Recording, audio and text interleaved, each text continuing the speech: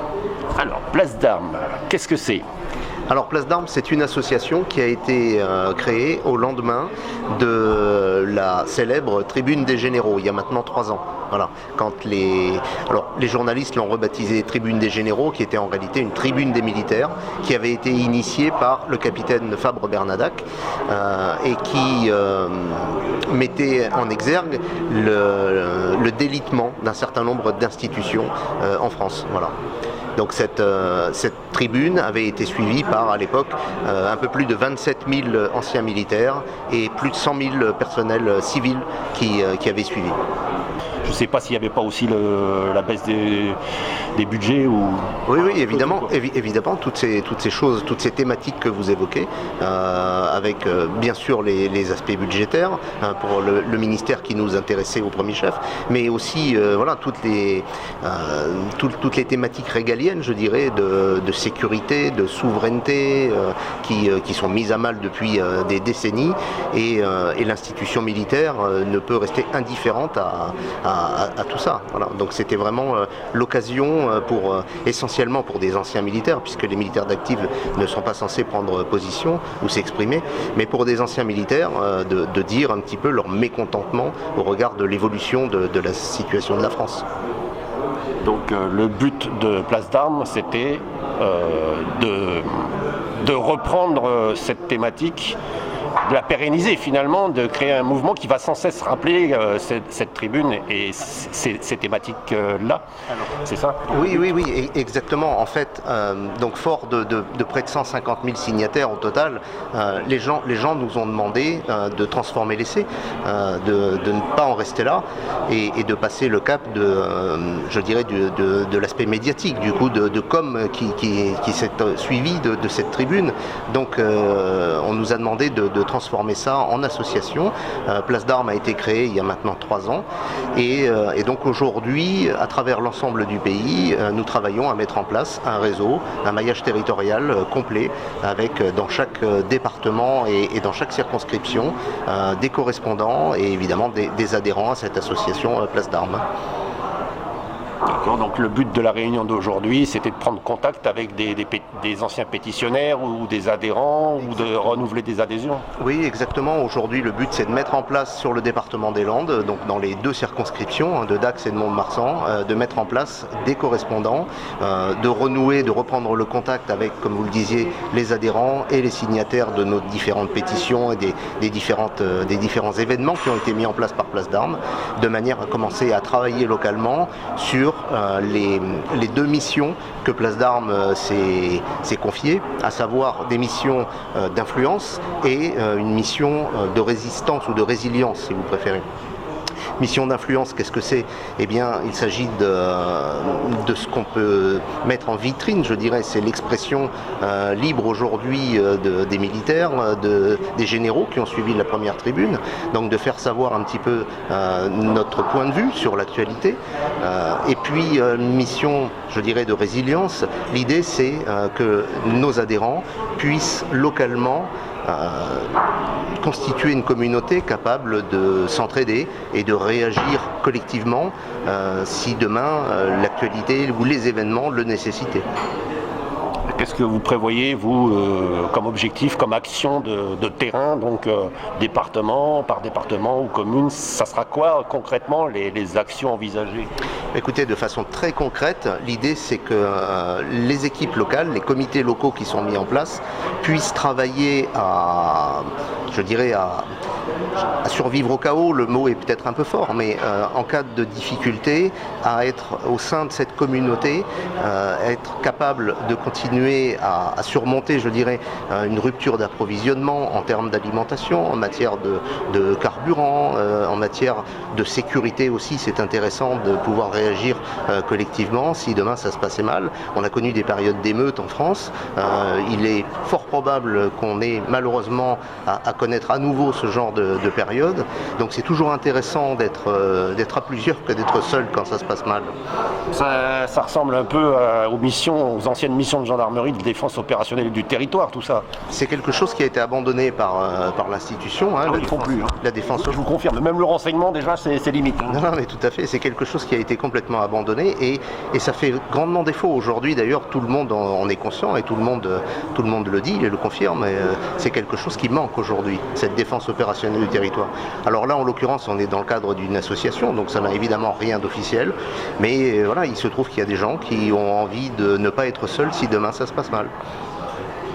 Il y avait des correspondants de défense auprès des élus dans les communes. Est-ce que ça existe encore? Et du coup, est-ce que par ce biais-là, vous ne pourriez pas reprendre des liens avec les communes s'ils font encore les correspondants de défense, quoi? Alors, les correspondants de défense, effectivement, ça c'est quelque chose qui existe toujours.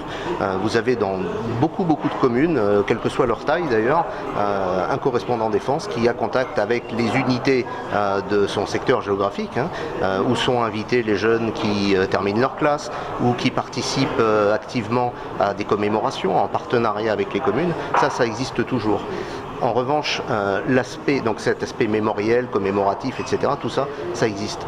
En revanche, cette idée de créer une communauté capable de faire des choses si demain ça se passait mal, ça c'est quelque chose qui n'existe pas.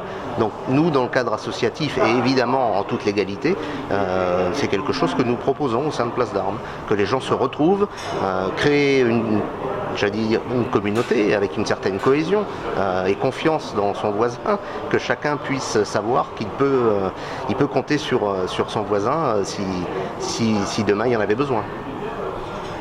Donc vos adhérents, c'est des anciens militaires, des anciens du contingent, des anciens réservistes, ils ne sont pas d'actifs a priori, il y a des civils qui soutiennent. Et donc a priori, le lien armée-nation, c'est pas un parti politique. Donc vous n'êtes pas un parti politique, est-ce que vous allez soutenir par contre des élections ou des candidats? Absolument pas. Place d'Armes est là pour soutenir des valeurs, des combats, mais en aucune manière ne s'immisce dans le jeu électoral. Voilà. Place d'Armes n'est pas un parti politique, n'a pas vocation électorale. Les partis politiques sont bien assez nombreux pour se faire concurrence, je dirais, et pour défendre ce qu'ils ont à défendre, en l'occurrence souvent leur mandat. Nous défendons des valeurs et pas des mandats. Nous n'avons rien à gagner. Nous sommes là pour défendre des valeurs. Vous parliez de l'effectif, de la population qui compose l'association Place d'Armes. Effectivement, l'association Place d'Armes est ouverte aux anciens militaires. Les militaires d'active n'ont pas vocation, n'ont pas le droit, par le règlement de discipline générale des armées, n'ont pas le droit d'y participer. En revanche... Parce que j'allais dire, quid du devoir de réserve, même pour des réservistes, on va dire. Non, mais effectivement, en revanche, les anciens militaires et les personnes, les civils, tout le monde a évidemment accès après à l'adhésion à Place d'Armes, sachant que l'essentiel quand même de notre encadrement est composé d'anciens militaires.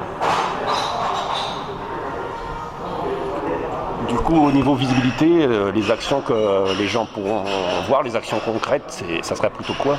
Alors, en termes de visibilité, on a évidemment, comme toute association, un site internet national sur lequel s'expriment les généraux qui sont les premiers signataires de cette tribune d'il y a 3 ans, donc qui continuent évidemment à donner leur point de vue sur l'actualité. Localement, de la même manière, on travaille à garder un contact avec les municipalités qui le souhaitent. Et puis ensuite, le travail concret, je dirais, c'est un travail de terrain, encore une fois, de mettre en place des équipes qui soient capables de travailler ensemble en cas de difficulté. Voilà. Donc c'est vraiment du concret pour le coup, c'est un travail de terrain. Alors le patriotisme, c'est pas, a priori, c'est pas ni de droite ni de gauche. Donc est-ce que tout le monde peut venir d'horizons différents finalement? Il n'y a absolument aucune contrainte pour les gens qui nous rejoignent. On ne leur demande pas d'où ils viennent. Il y a chez nous des gens qui sont encartés dans des partis politiques, d'autres qui ne le sont pas, d'autres qui sont actifs dans le monde associatif, d'autres qui sont pour la première fois confrontés à ce genre de choses. Non, il n'y a absolument aucune contrainte, c'est ouvert à tout le monde. Et alors pour répondre à votre question sur le patriotisme, oui, évidemment le patriotisme n'a pas de carte, n'a pas de couleur, ce sont des valeurs. Nous, au sein de Place d'Armes, nous entendons que la France a le droit, si ce n'est le devoir, de se battre pour défendre son droit à la continuité historique et qui aujourd'hui est grandement menacé. Voilà. Donc ça c'est l'essentiel du patriotisme. Il y a l'aspect mémoriel, évidemment, et puis il y a aussi la prise de position aujourd'hui au regard des dangers qui menacent le pays. Ça serait quoi les dangers pour vous ? Les dangers, ils sont multiples. La Place d'Armes a vocation à travailler sur plusieurs thématiques qui sont essentiellement la sécurité, la souveraineté et l'identité nationale.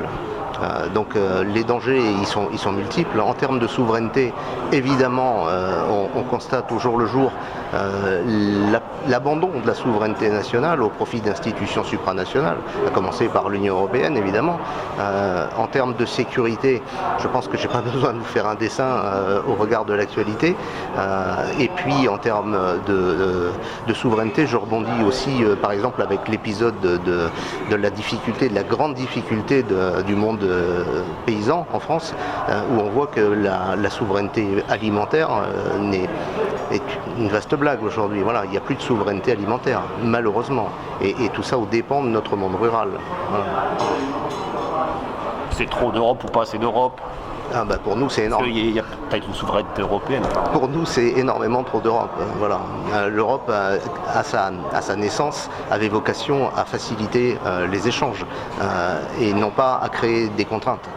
Donc l'Europe, pourquoi pas ? Parce que oui, effectivement, nous sommes européens de fait, mais de là à abandonner notre souveraineté pour une institution supranationale qui ne défend plus du tout l'intérêt des peuples, c'est évidemment pas notre vision des choses. Plus fort, ensemble, on n'est pas plus fort, tous les pays européens par exemple ? Alors peut-être qu'on peut être plus fort sur certains sujets, on n'est pas forcément contre l'idée de travailler ensemble, mais en aucune manière ça ne doit devenir une contrainte pour les peuples. Si l'Europe propose quelque chose qui peut être intéressant, pourquoi pas, mais en l'occurrence aujourd'hui, l'essentiel du travail de l'Union européenne consiste à briser les souverainetés nationales et je n'y vois absolument pas aujourd'hui un quelconque bénéfice pour les Français.